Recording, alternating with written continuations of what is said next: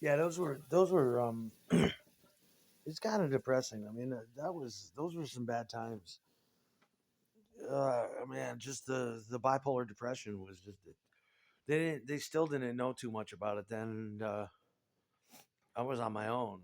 Nobody really gives a fuck.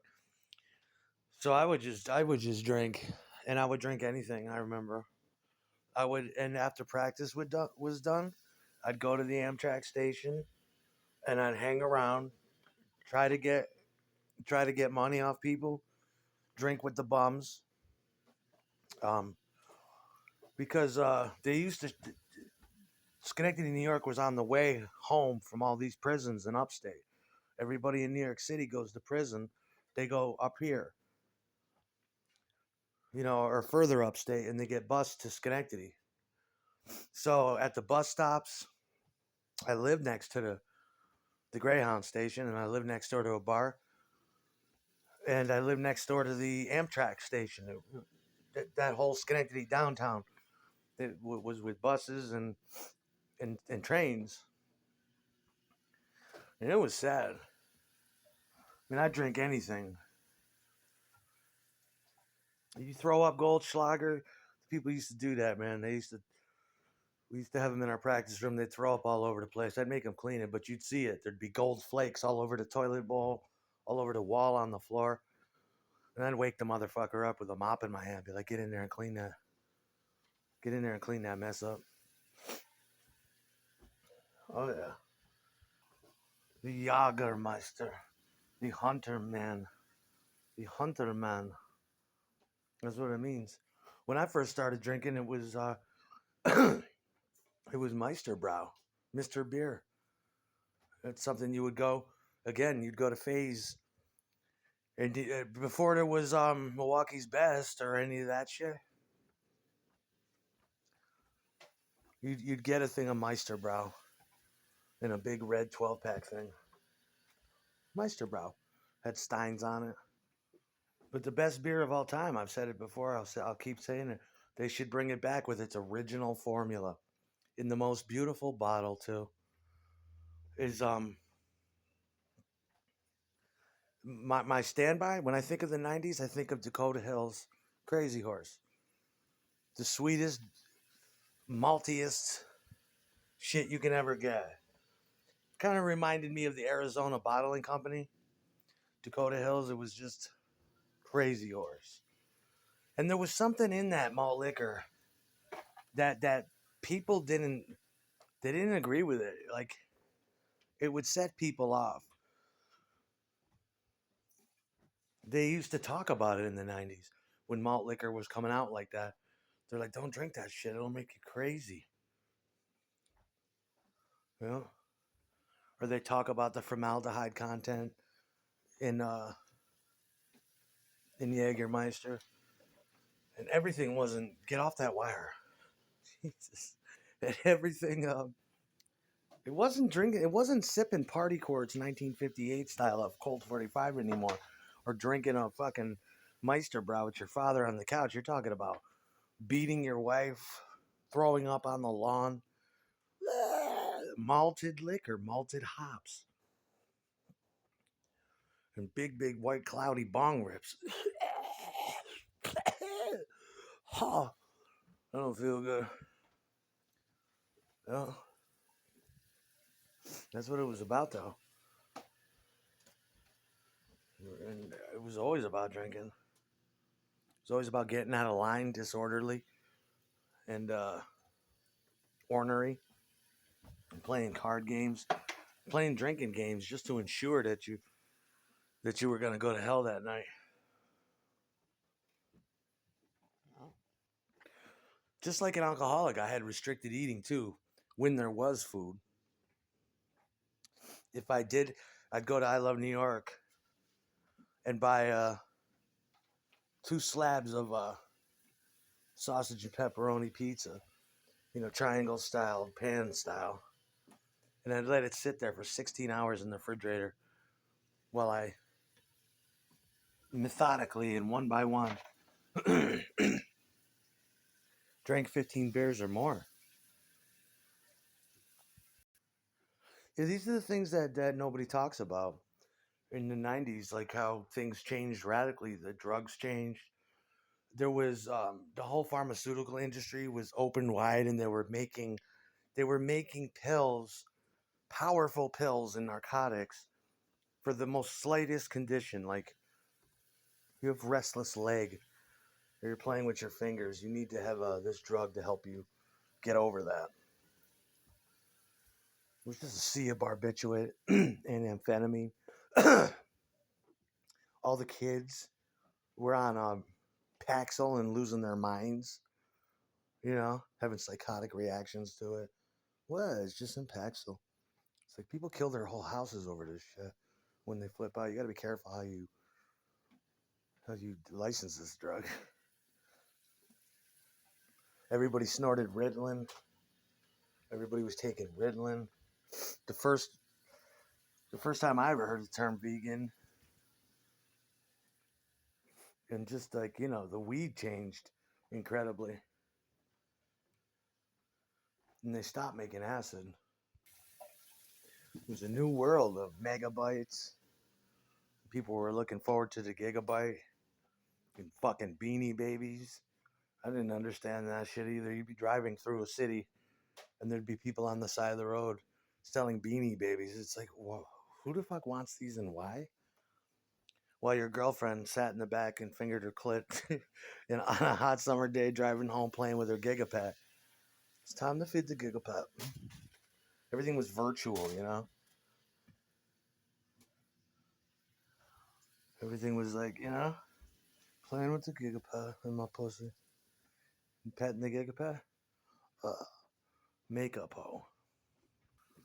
Mothers were beating the shit out of the next door neighbor mother over beanie babies. This bitch ripped me off over a fucking beanie baby. I'll take her fucking life. Ladies, please go back inside. Cops be there over beanie babies. It was a big deal. Religious. Mothers had a religious devotion to their daughter and beanie babies. I will give you a hysterectomy, bitch, if you don't give me back my fucking beanie babies.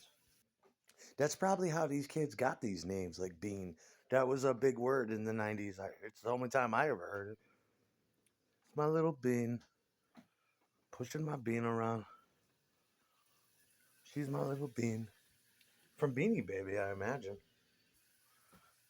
Same thing was like Cabbage Patch Dolls by Coleco. We had Coleco Company up here. It was the same thing. You'd get these ugly little dolls. Well, they were actually cute, but they were creepy. And they smelled like baby powder. And it was kind of sad if you think about it. And they came with names already, unique names, or you could give them a name. Fucking Cabbage Patch Kid. There was a fucking outbreak of possessed Teddy Ruxpin dolls that would just start talking for no reason and saying insane demonic shit. Or people were bringing them onto planes, and the radio frequencies were screwing with Teddy Ruxpin, and Teddy Ruxpin would come to life and start picking up radio stations. Remember Teddy Ruxpin? Back in the 80s, there was no fucking Nintendo. There wasn't. You had Atari, and you had the thing that Montgomery Wards put out, the 2600, that was or something like that. That was supposed to be. It was a poor man's Atari, but you could play ColecoVision games on it. It was nice. Does anybody remember that? You see the Spice Girls and shit back then, and I remember thinking, what the fuck is this? It's like Bananarama again. It's just like five bitches singing in unison. It's witchy. That was a big deal. Spice Girls and shit. It's kind of embarrassing if you look back. There was athletic spice, there was like sporty spice, there was like hoey spice, and there was like crazy spice. It's just stupid. Yeah, we had who said that? We had Olson and we had Dom DeMonico as bouncers. We had a few others too, depending on who was there that night. Sometimes I think we had even Ted for a lot of the times to be on the stage like that back then.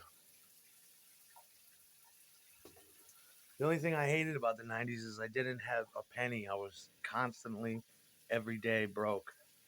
And I was no good at any job I worked. It sucked.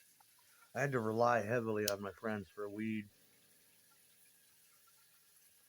and shit like that. And getting stoned was a big deal. You know, we were so eager to get drunk back then, we would shotgun beer. Nick would do it especially well, where you cut a hole in the top of the beer and you throw your head back and drain the motherfucker. You open up your throat and you just drain a 12-ounce thing of beer and it's in your hand like that, and you're like, wow, this is some college shit. But what revolutions have we had in the past 25 years? You know, there's no revolution in drugs. The drugs have disappeared entirely. Nancy Reagan, Cream Dream, no drugs available. There's no upgrades to the beer. You can buy pot now, which is interesting. Yeah, that was a big deal back then. You had a 486 or a Pentium 1 or 2, you were a hot shot. 500 megabytes is fucking storage. The operating system on here, 16 gigabytes of RAM. Yeah, dude. Fucking NASA up in here. You see that computer? Look. Cost me $750. 500 megabyte caviar drive. Just crunching data. Just storing shit. Fucking DRAM, the sync RAM. 16 gigabytes of virtual memory. Fucking flying. I hooked this up to my 26.6K modem.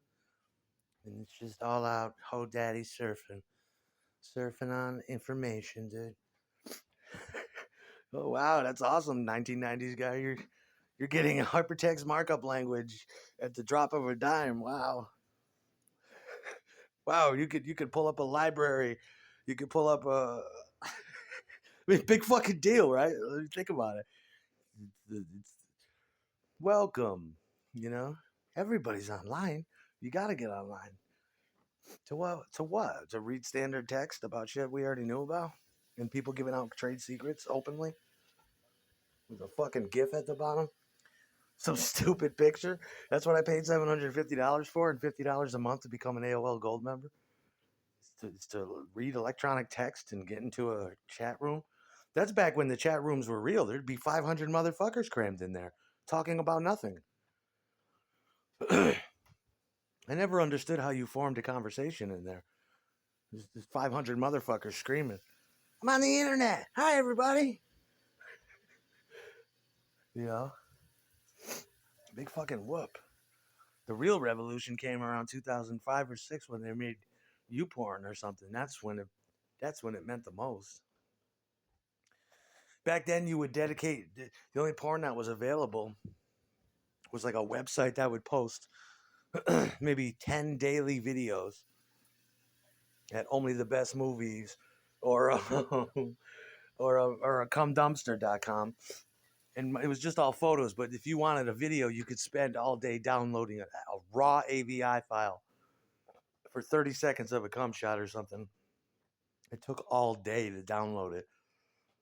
250 megabytes, you're running out of memory. Just for 30 fucking seconds. You have to leave the shit on all day. Hopefully, don't get logged off for inactivity. You know? This is Steve Case. I'll never ask for your password. Just remember, I will never ask for your password online.